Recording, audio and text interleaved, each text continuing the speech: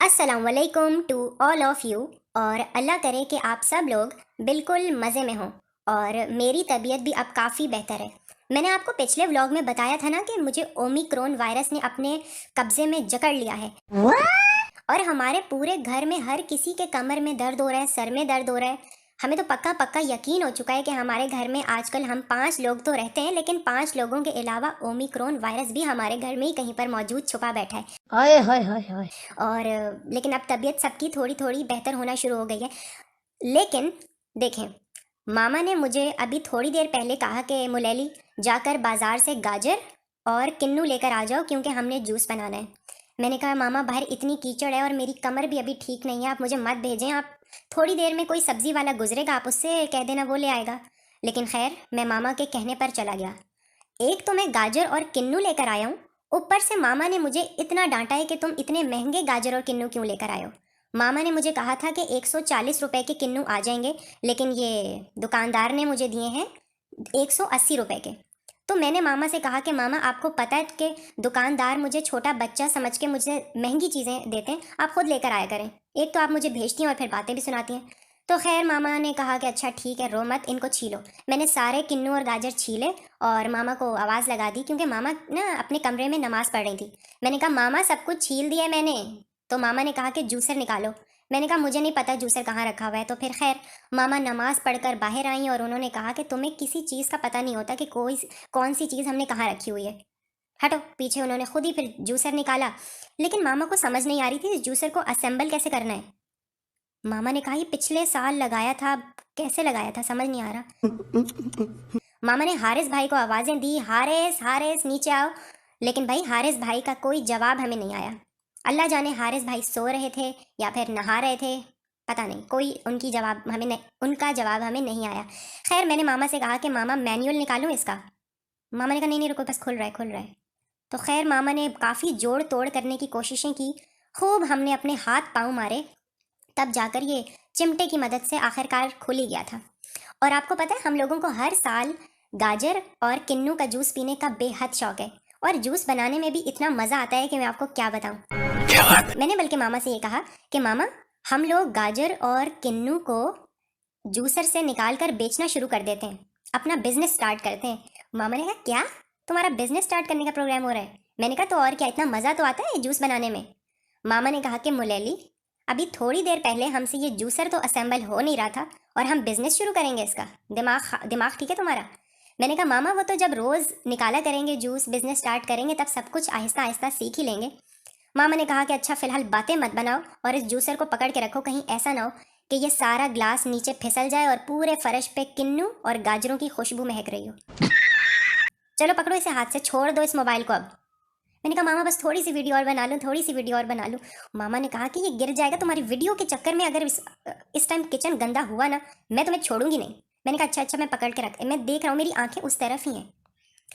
और आपको पता है अगर हम लोग सिर्फ गाजर का रस पिएं तो वो तो बहुत फीका सा लगता है, बहुत बदमज़ा सा लगता है, लेकिन इसीलिए हम लोग गाजर के साथ साथ इसमें एक अदद किन्नू भी डाल देते हैं। तो गाजर और किन्नू का रस मिलाकर पिएं तो क्या ही बात है, सुभान अल्लाह, मज़ा आ जाता है। जज़ाकल्लाह, थैंक यू सो मच। तो और इस पॉइंट पर मामा ने मुझे इतना डांटा था, मामा ने कहा मैं सोच रही थी ये ग्लास नीचे ना गिर जाए और पकड़ो इसको ज़ोर से, और तुम्हारा जो है मोबाइल में ध्यान है। मैंने कहा मामा कहाँ, मैं समझा। मामा ने कहा बस चुप हो जाओ, मुझसे कुछ और मत सुन लेना, मजा आया। चलो अपना ग्लास पकड़ो और ऊपर जाओ। मैं चुप करके ऊपर आ गया और मुझे इतना अफसोस हो रहा था कि जूस बनाते बनाते मुझे इतनी डांट पड़ गई मामा से। मामा ने कहा कि जाकर हसान और हारिस को भी बुलाओ कि शराफत के साथ नीचे आ जाएं, मैं सीढ़ियाँ चढ़कर उनके लिए ट्रे में जूस सजा कर नहीं जा रही अब। मैंने ऊपर जाकर हसान और हारिस भाई को देखा तो उन्होंने मुझे कहा कि मुलेली तुम हमारा जूस नहीं लेकर आए। मैंने कहा खुद ले लो नीचे जाकर, मुझे तो इतनी डांट पड़ी है, मेरा तो समझ नहीं आ रहा कि मैं किस नीयत से अब नीचे जाऊँ दोबारा। खैर मैं तो छत पर आकर बैठ गया था। मेरा जब मूड ख़राब हो जाता है तो मैं हमेशा अपने घर की छत पर आकर बैठ जाता हूँ, क्योंकि यहाँ पर चिड़िया घूम रही होती हैं और तरह तरह के परिंदों की आवाज़ें आ रही होती हैं, जिससे हमारा दिमाग थोड़ा रिलैक्स होता है। और आपको पता ही होगा कि हम लोग कुछ दिनों में जुबली टाउन शिफ्ट होने वाले हैं। मैं मामा से पूछ रहा था कि मामा ये जितनी भी चिड़िया हमारे घरों की छतों पर आकर बैठती हैं, इनको रोज़ाना पता चल जाता है कि इतने बजे हम लोग बाजरा डालेंगे तो ये आ जाती हैं, लेकिन जब हम लोग जुबली टाउन चले जाएंगे तो क्या ये भी हमारे पीछे पीछे जुबली टाउन तक आ जाएंगी? मामा ने कहा कि बेटा परिंदों को खूब आइडिया होता है, ये अपने जिन लोगों, मतलब कैसे समझाऊं आपको, अबे जल्दी बोल, कल सुबह पनवेल निकल। मतलब जो लोग इनका ख्याल रखते हैं ये उनके पीछे पीछे आ जाती हैं। मैंने कहा वाह मामा, क्या वाकई ऐसा होता है? मामा ने कहा बिल्कुल ऐसा होता है, 100%। मैंने कहा अच्छा चले ठीक है। खैर मैं यहाँ पर बैठकर अपना जूस पी रहा था और परिंदों को देख रहा था। आहिस्ता आहिस्ता सूरज डूब गया और रात हो गई। और जब रात हो गई तो हमारे घर पे आए ये छोटे छोटे 2 मेहमान, और इनके ऑब्वियसली इनके मम्मी पापा भी आए हुए थे। वो लोग नीचे ड्राइंग रूम में बैठे हुए थे और मैं इन बच्चों को लेकर ऊपर आ गया था क्योंकि मेरा बच्चों के साथ बहुत दिल लगता है। लेकिन भाई ये छोटी बनीन ये मेरे लैपटॉप को पकड़ पकड़ कर हिला रही थी।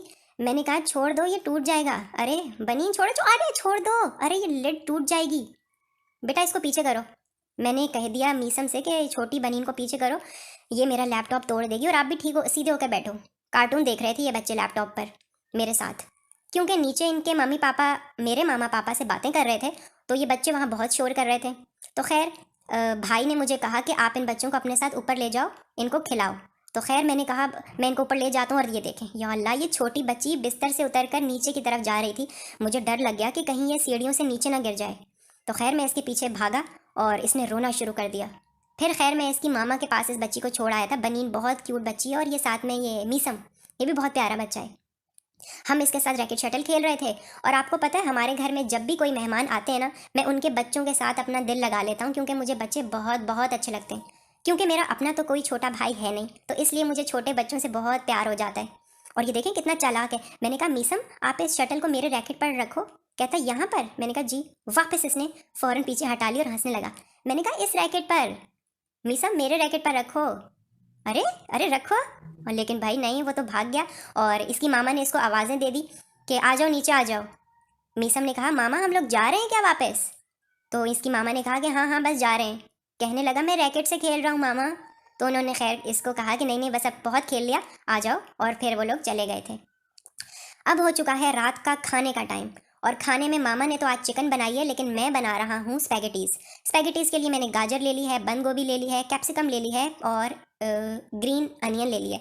और आपको पता है इस दफ़ा मैं ज़िंदगी में पहली बार पर्पल कलर की बंद गोभी बाज़ार से ख़रीद कर लाया, क्योंकि ये मैंने सोचा कि मेरे स्पैगेटीज़ के अंदर, नहीं स्पैगेटीज़ नहीं, मैक्रोनीज़ के अंदर बहुत अच्छी लगेगी, कलरफुल सी लगेगी। लेकिन पकाने के बाद मुझे एहसास हो रहा है कि मैंने बहुत ही गलत और बेकार किस्म का फ़ैसला कर लिया इस बंद गोभी को लाने के चक्कर में। इतनी बेहुदा लग रही थी ये, ऐसा लग रहा था कि पता नहीं कितने सालों पुरानी प्याज मैंने इस डिश में डाल दी है। और आपको पता है ये क्या हो गया, मुझे बार बार स्पैगेटीज़ क्यों बोल रहा हूँ। ये मैक्रोनीज़ पहली बार मैंने ऐसे बनाई है कि मैंने इसके अंदर धुआं दे दिया। और धुआं दे दिया तो पापा का तो वहीं पर दिल कर गया खाने का। हालांकि पापा और मामा स्पैगेटीज़, मैक्रोनीज़ और जितनी भी चाइनीज़ चीज़ें होती हैं ना बिल्कुल नहीं खाते, लेकिन पापा को धुआं गोश्त बहुत पसंद है। तो पापा को इस मैक्रोनीज़ में से धुएं गोश्त वाला फ्लेवर आया, क्योंकि मैंने धुआं जो डाला था। तो पापा ने भी इसको चखना शुरू कर दिया। और मज़े की बात सुने, पापा ने मैक्रोनीज़ रोटी के साथ खाना शुरू कर दी। कौन है ये लोग? मैंने कहा पापा मैक्रोनीज़ रोटी के साथ कौन खाता है, ये क्या कर रहे हैं आप? पापा ने कहा मैं खा रहा हूँ। मैंने कहा मामा देखें पापा दस्तरखान पे बैठ के रोटी के साथ मैक्रोनीज़ खा रहे हैं। मामा ने कहा जल्दी से जाके उनकी वीडियो बनाओ, हम बाद में सबको दिखाएंगे। लेकिन खैर पापा के सामने मैं मोबाइल का कैमरा ऑन नहीं करता, मुझे डांट पड़ जाती है। पापा कहते हैं कि छोड़ दिया करो इस मोबाइल को कभी। तो खैर अब मैं अपने लिए मैक्रोनीज़ बना रहा हूँ। मेरा आज का ब्लॉग यहीं पर होता है क्लोज। मेरे चैनल को सब्सक्राइब कर दें और खुदा हाफिज़, जल्दी में।